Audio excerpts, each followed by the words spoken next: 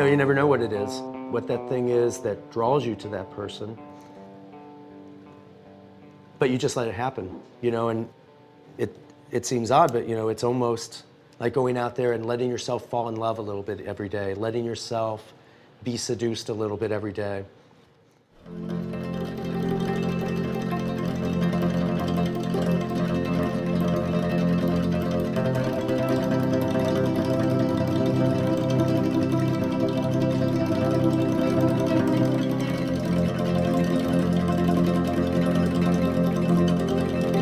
I grew up playing sports and slowly kind of got into fashion when I was in junior high. You know, I mean, it was a great way to attract girls. It certainly set me apart from all the other kids in a Midwest junior high.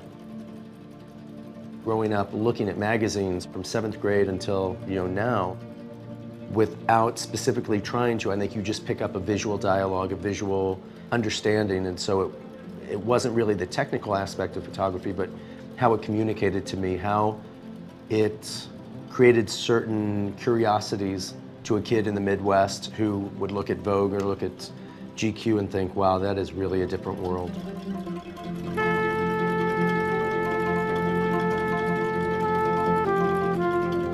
I feel very lucky to get to have part of my day leading a visual life.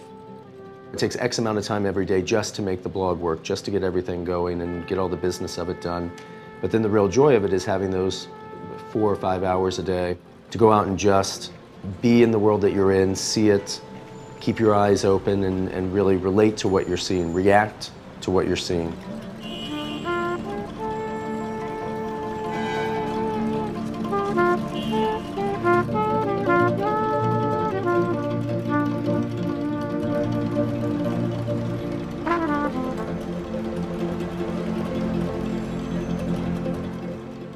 The fact of the matter is, you know, I didn't grow up dreaming to be a photographer. I didn't assist for anybody. I just kind of started doing it. So for me, it's so instinctual the way I shoot. The way I do it is just the way I do it. Excuse me, sorry. Do you mind if I just do a fast photograph? Are you just standing just like that? What's it for? I do a site called The Sartorialist. Oh. Good, good, good, good. I don't see 100 images a day that I'd want to take. You know, I see 2 or 3, and so for me it's very easy to be patient and wait for those images because that's just the way I thought it was supposed to be. Thank you very much. I appreciate it. I love your site. Sorry, I didn't know who you are. That's okay. It's the man behind the camera. Exactly. It's always the genius. It's easier to recognize me looking like that. Thank you very much. Have a good afternoon.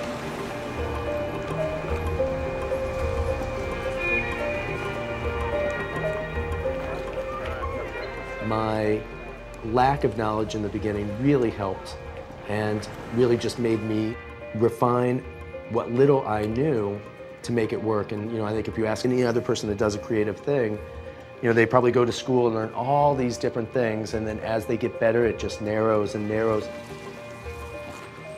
You could ask most chefs, they would need 5 ingredients, 1 pan, and a stick of butter, and they can make the best meal you've ever had. And I think that's really where most photographers would like to get to, is not to have all that other stuff, but be able to create the most beautiful image they can in the most simple way that they can. Right there, stand really straight like this. When I look at something, I don't really think, you know, is that fashionable enough? You know, is that of the moment enough? I'm just reacting.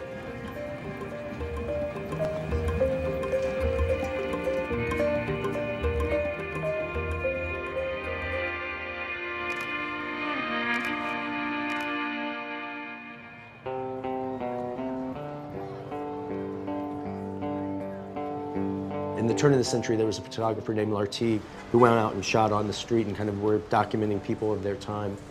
And today, to us, a lot of those photographs seem so romantic. You know, we look at the old Lartigue photographs and we think, oh, everyone was so beautifully dressed. But if you went and asked somebody in 1910 and showed them that photograph, someone that had a real fashion point of view, and said, you know, how is this woman dressed? She might say great, or she might say horrible. She might say that's so 1905. But we've really lost that thread. We can't really differentiate between what looks right for that moment. Where now, with the blog, I can take a photograph and have it up on the internet and share it with people across the world. people of this moment can comment on how they feel that looks, how that fits in, if it's of the moment. I think will look very interesting 100 years from now. Good. The ability to be able to capture that and how that attitude is going to change over hopefully the next 30 to 40 years that I'll be doing this, capture something that we've really not been able to capture before. Great. Thank you very much. I appreciate it. Thank you.